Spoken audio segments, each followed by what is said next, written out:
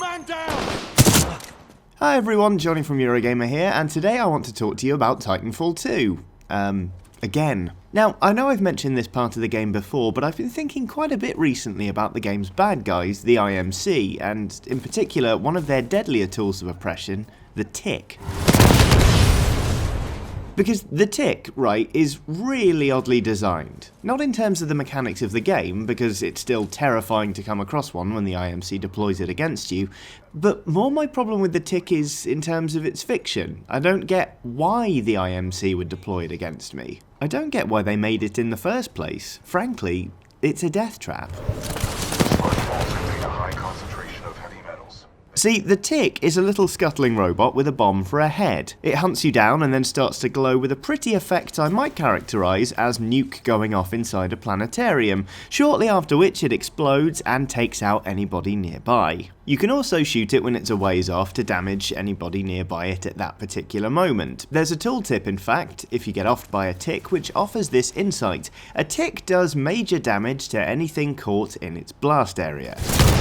Now, you can probably see where I'm going with this. Often the Tick trots into battle alongside the IMC soldiers or those wacky humanoid robot things they have that just aren't as much fun to shoot. And this means, more often than not, the anybody nearby that it takes out, the guys getting that major damage for being caught in the blast area, are IMC soldiers. I'd say at best the Tick is pretty ineffective, since it's so easy to identify from a distance and you learn to quickly prioritise it before it's reached you and blown you to pieces. Equally, since Ticks like to travel in packs, you get one from a distance and you can often trigger a little Tick fest. I like to call this tickling, although granted not if any of my colleagues are around. Either way, it's fun to do, and cast as a member of the militia who just hate the IMC, it makes total tactical sense. But does it make any sense of the IMC? If it does, I really can't see it.